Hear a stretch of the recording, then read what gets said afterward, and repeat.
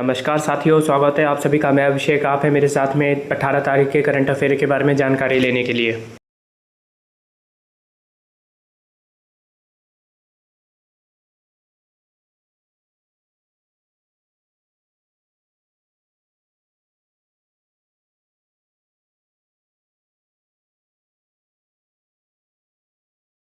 मैं आपका स्वागत करता हूं अपने चैनल स्मार्ट टीचिंग अभी 20 GS बाय अभिषेक में।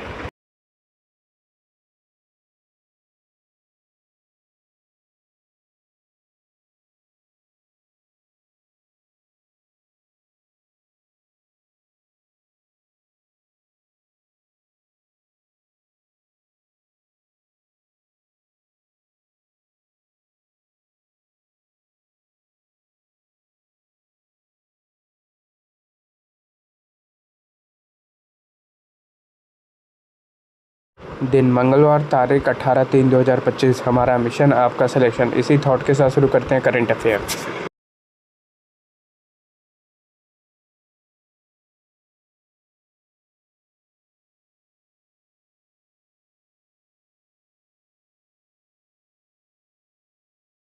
पहला, हाल ही में उत्तर प्रदेश सरकार ने देश का पहला कलाग्राम स्थापित करने का निर्णय लिया है। उत्तर है प्रयागराज। आइए इस खबर के बारे में जान लें। महाकुंभ की नगरी में बनेगा देश का पहला कलाग्राम। महाकुंभ 2025 में बने कलाग्राम में कई कलाकारों ने अपनी मनमोहक प्रस्तुतियों से श्रद्धालुओं का मन मोह लिया था। इससे प्रभावित होकर उत्तर प्रदेश सरकार ने कला और कलाकारों का सम्मान करते हुए एक सराहनीय निर्णय लिया है।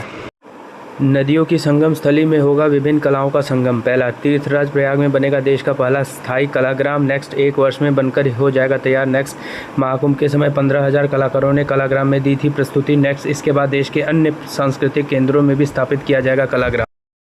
अगला, 12 मार्च 2025 को कहाँ जल स्थिरता सम्मेलन 2025 का आयोजन किया गया। उत्तर है न्यू दिल्ली में। आइए इस खबर के बारे में जान लें। जल स्थिरता सम्मेलन 2025 उद्योगों में जल उपयोग दक्षता पर विशेष जोर। जल शक्ति मंत्रालय के तहत राष्ट्रीय जल मिशन और जल उपयोग दक्षता ब्यूरो द्वारा ऊर्जा और संसाधन संस्थान के सहयोग से जल स्थिरता सम्मेलन 2025 का आयोजन 12 मार्च 2025 को NDMC कन्वेंशन सेंटर नई दिल्ली में किया गया। इस सम्मेलन का उद्घाटन केंद्रीय जल शक्ति मंत्री श्री CR पाटिल ने किया। सम्मेलन में उद्योगों में जल उपयोग दक्षता बढ़ाने के तरीकों और नीतियों पर चर्चा की गई है। अपने उद्घाटन भाषण में श्री CR पाटिल ने जल प्रबंधन के 4R सिद्धांत रिड्यूस, रीयूज, रिसाइकिल और रिचार्ज को अपनाने पर जोर दिया। अगला, हाल ही में KK कोचू का निधन हो गया। वे सामाजिक कार्यकर्ता थे। नेक्स्ट, हाल ही में चंद्रयान 5 मिशन जापान के सहयोग से संचालित किया जाएगा। नेक्स्ट, हाल ही में भारत और न्यूजीलैंड ने शिक्षा, बागवानी और वानिकी क्षेत्र में 5 समझौते पर हस्ताक्षर किए। नेक्स्ट, हाल ही में असम के डेरा गांव में नवनिर्मित लाचित बोरफुकन पुलिस अकादमी का उद्घाटन अमित शाह ने किया। नेक्स्ट, हाल ही में PM इंटर्नशिप योजना के लिए डेडिकेटेड ऐप निर्मला सीतारमण ने लॉन्च किया। नेक्स्ट, हाल ही में हॉकी झारखंड ने 5वीं हॉकी इंडिया सीनियर महिला राष्ट्रीय चैंपियनशिप जीती।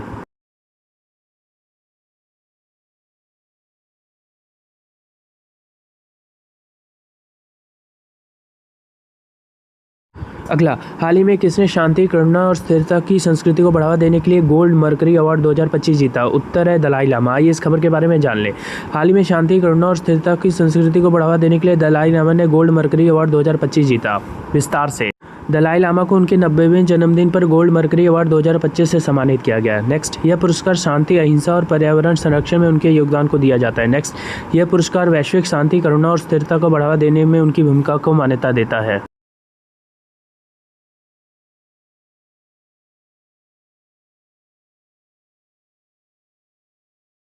अगला, हाल ही में किस देश ने अफगानिस्तान में 10 अत्याधुनिक प्रसूति और बाल चिकित्सा केंद्र स्थापित करने की घोषणा की। उत्तर है संयुक्त अरब अमीरात। आइए इस खबर के बारे में जान लें।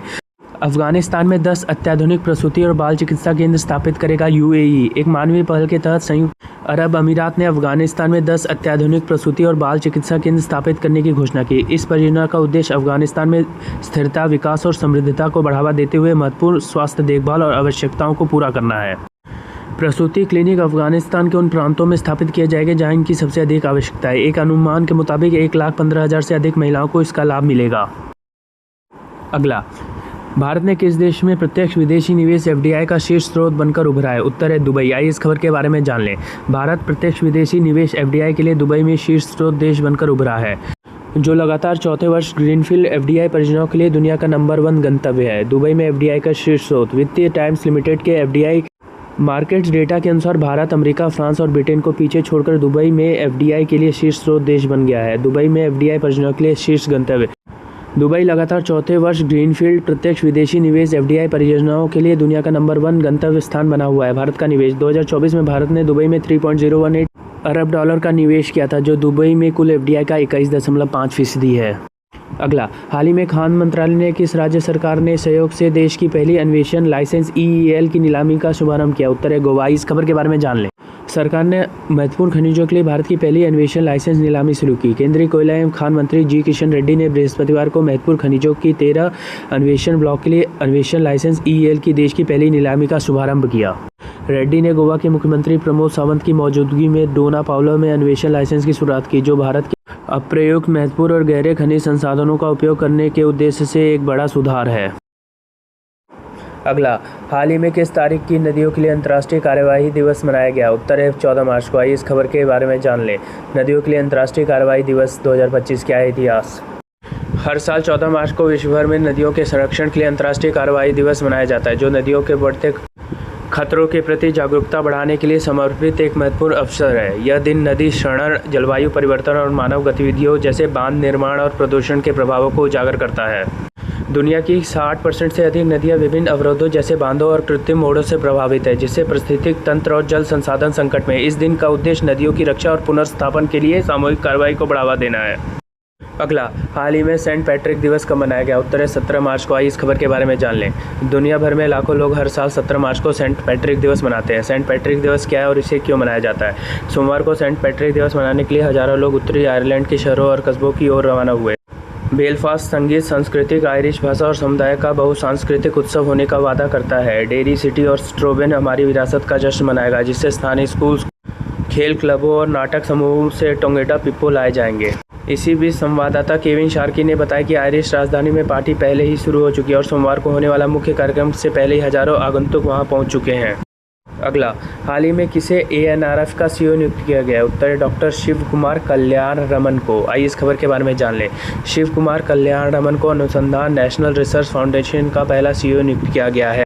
माइक्रोसॉफ्ट के वरिष्ठ अधिकारी शिव कुमार कल्याण रमन को अनुसंधान राष्ट्रीय अनुसंधान फाउंडेशन एएनआरएफ का नेतृत्व करने के लिए चुना गया। यह एक नव स्थापित संस्था है जिसका उद्देश्य विशेष रूप से विश्वविद्यालयों में वैज्ञानिक अनुसंधान को बढ़ावा देना और वित्त पोषित करना है।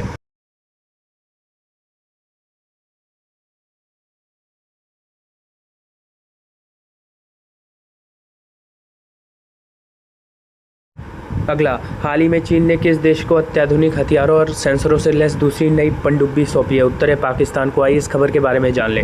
चीन ने पाकिस्तान को दूसरी पनडुब्बी सौंपी। 8 पनडुब्बी का है करार। चीन ने अरब सागर में भारत के करीब हिंद महासागर में अपनी स्थिति सुदृढ़ करने की रणनीति के तहत पाकिस्तान नौसेना को मजबूत करने की कोशिश कर रही है। इसी कड़ी में अत्याधुनिक हथियारों और संवेदकों से लैस दूसरी पनडुब्बी की आपूर्ति की। चीन के आधिकारिक मीडिया ने रविवार को बताया कि हंगोर श्रेणी की पनडुब्बी को चीन के हुबई प्रांत के वुहान में जलावतरण किया है। यह पाकिस्तान को करीब 5 अरब डॉलर के सौदे के तहत दी गई 8 ऐसी पनडुब्बियों में शामिल है। अगला, हाल ही में किसे 7वें वार्षिक हॉकी इंडिया पुरस्कार समारोह में सर्वश्रेष्ठ खिलाड़ी का पुरस्कार जीता? उत्तर है हरमनप्रीत सिंह ने। आइए इस खबर के बारे में जान लें। पेरिस ओलंपिक कांस्य पदक विजेता भारतीय हॉकी टीम के कप्तान हरमनप्रीत सिंह को हॉकी इंडिया 7वें सालाना पुरस्कार में वर्ष 2024 का सर्वश्रेष्ठ पुरुष खिलाड़ी और दिग्गज गोलकीपर सविता को सर्वश्रेष्ठ महिला खिलाड़ी का बलबीर सिंह सीनियर पुरस्कार मिला।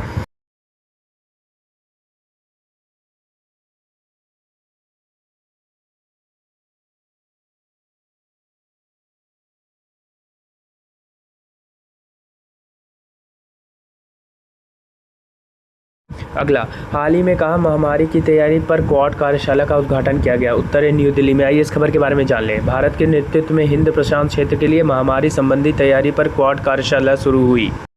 केंद्रीय स्वास्थ्य एवं परिवार कल्याण राज्य मंत्री अनुप्रिया सिंह पटेल ने सोमवार को दिल्ली में हिंद प्रशांत क्षेत्र के लिए महामारी संबंधी तैयारियों पर 3 दिवसीय क्वाड कार्यशाला का उद्घाटन किया।